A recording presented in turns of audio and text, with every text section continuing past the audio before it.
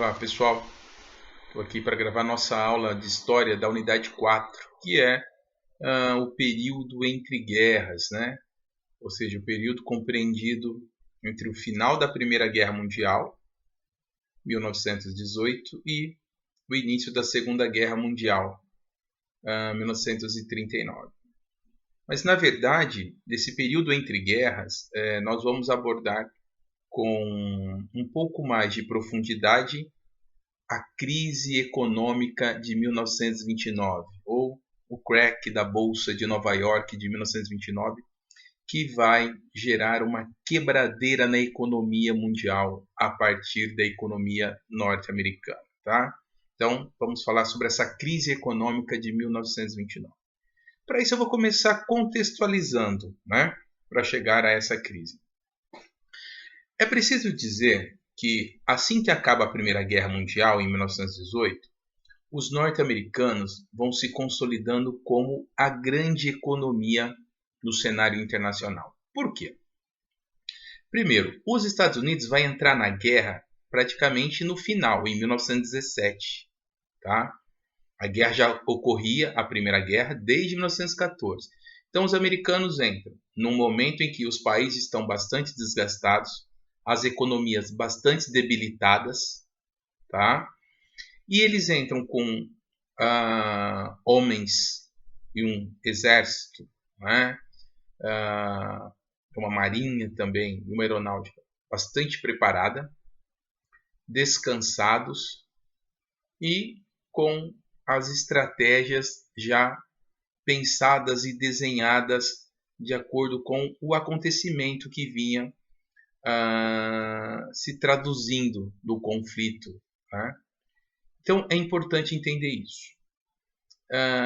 E aí, o que acontece? Acabada a guerra em 1918, os norte-americanos passam a ser responsáveis pela reconstrução da Europa que ficou devastada. Já o território americano não fora afetado, já que a guerra ocorreu basicamente nessa região europeia. Né? E aí os norte-americanos começam a dinamizar sua economia para abastecer a reconstrução europeia. Então, isso é muito importante. Tá? Essa economia americana vai ter uma demanda aumentada por conta da necessidade de abastecer os países europeus em reconstrução. Sobretudo a indústria americana, mas também a agricultura americana serão puxadas, alavancadas, né, para o abastecimento do mercado europeu. Essa é a primeira questão importante. Outra coisa importante também. Os norte-americanos, né, eles financiaram a reconstrução da Europa.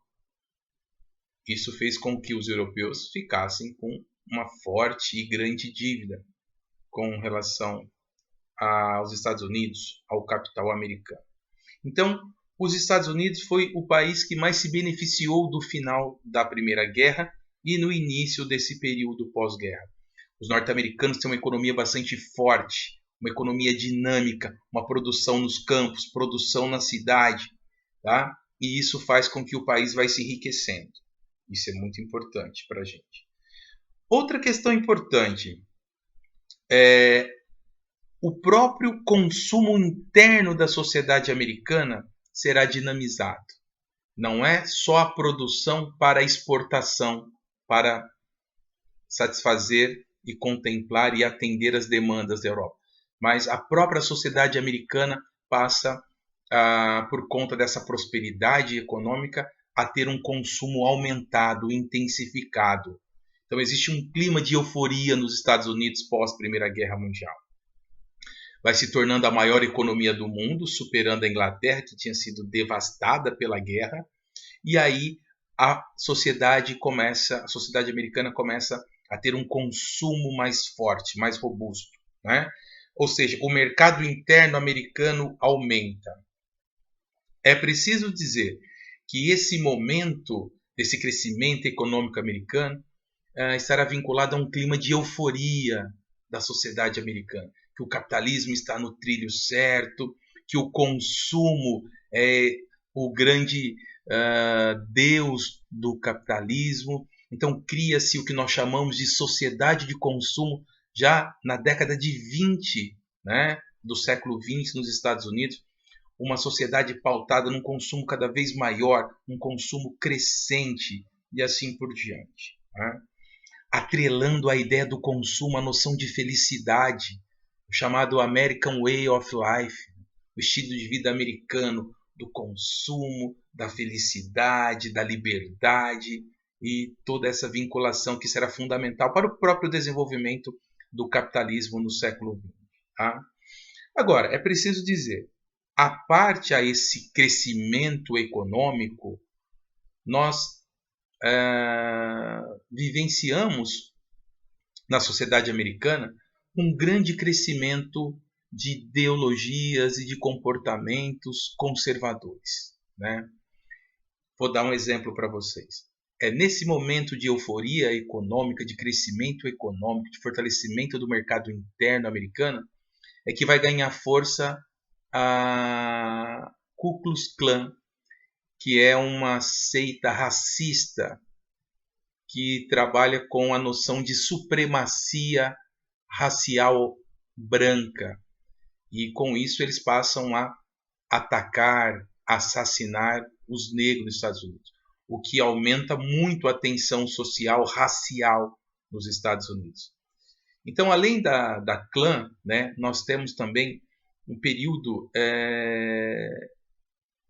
que será proibida o consumo de bebidas alcoólicas.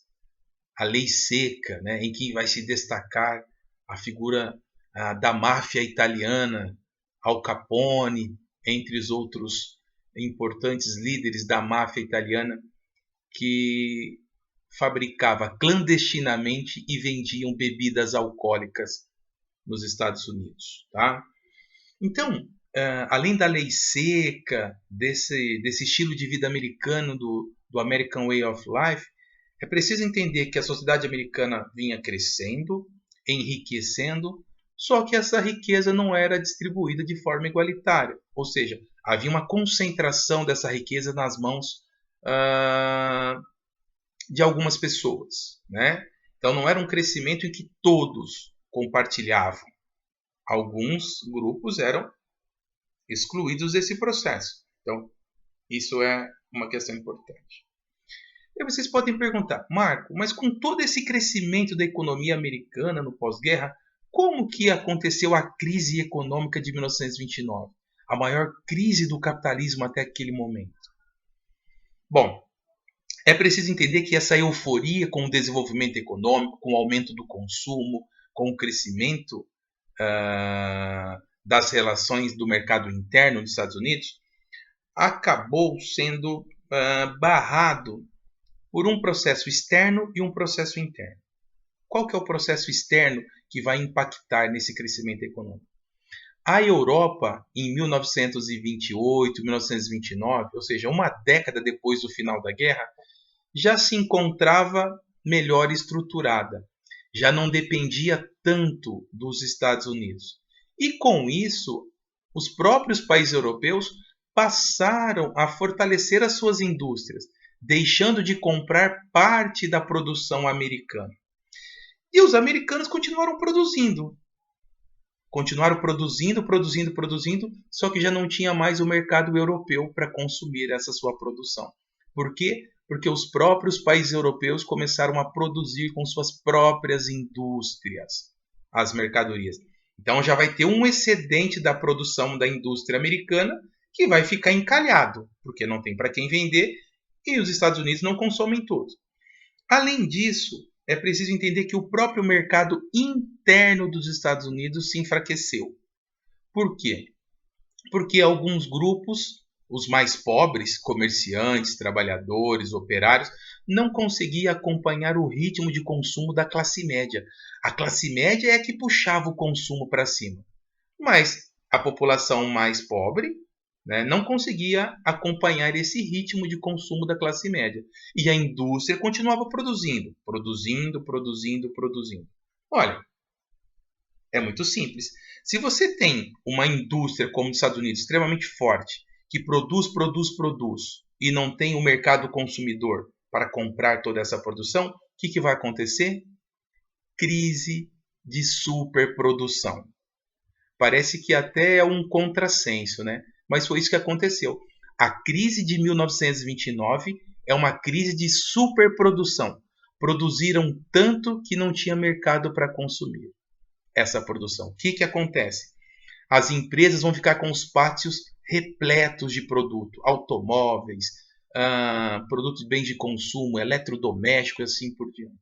E aí, não vende a produção, não tem dinheiro, não paga funcionário, demite funcionário, o funcionário não tem dinheiro para comprar, isso vira uma bola de neve.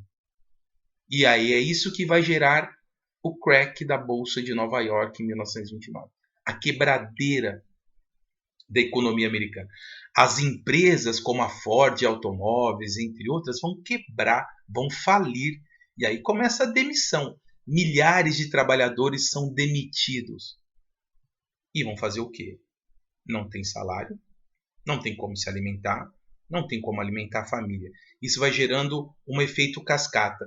Mais de 5.000 bancos vão falir nos Estados Unidos. Tá? A queda na produção industrial, a queda no PIB da economia americana, o desemprego, e aí vira uma situação caótica. Né? É o que nós chamamos de Grande Depressão. A Grande Depressão da economia americana em 1929. Só que é importante entender, né? Essa crise na economia americana vai afetar também a economia mundial, o próprio Brasil. Né? A cafeicultura brasileira vai quebrar também. Por quê?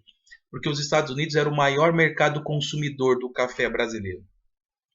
Quando quebra a economia americana, o Brasil vai vender para quem o café? Se eram os americanos que compravam e já não compram mais. Então, os nossos cafés vão ficar estocados aqui e o seu preço vai desvalorizando. É a lei da oferta e da procura. Tem muita oferta de café, pouca procura pelo café. O preço vai despencar. Né? Então, a crise de 1929 nos Estados Unidos vai afetar diretamente a economia cafeeira brasileira. Muitos cafeicultores vão quebrar, perder toda a sua riqueza e muitos vão suicidar, tanto no Brasil quanto também os operários, trabalhadores e industriais norte-americanos. Tá? Como se resolve a crise de 29? Eleição de 1932 elege o Franklin Delano Roosevelt. O presidente Roosevelt vai criar um plano econômico chamado New Deal, que é novos rumos ou novos caminhos. Esse plano tem por princípio a intervenção do Estado na economia. O Estado vai ajudar a economia a se recuperar, contrariando o discurso liberal que o Estado não tem que intervir. Então, o New Deal é um plano intervencionista em que o Estado vai criar frentes de trabalho para dar emprego para os desempregados. O Estado vai financiar o investimento na indústria e também na agricultura para a produção de mercadorias. Além disso, o Estado vai criar planos social para ajudar os mais pobres, os mais carentes, né? Um programa assistencial. E assim, aos poucos, os norte-americanos começam a sair da crise de 1929. Estou falando em 32, 33. Então, 4, 5 anos de uma grave crise econômica financeira, que conseguiram sair graças à política do New Deal, do Franklin Delano Roosevelt, que é uma política intervencionista, em que o Estado cria frentes de trabalho, que o Estado financia a produção industrial, que o Estado financia a produção agrícola e cria programas sociais para ajudar os mais carentes e pobres. Ok? É isso aí, pessoal. Tchau, tchau. Um abraço.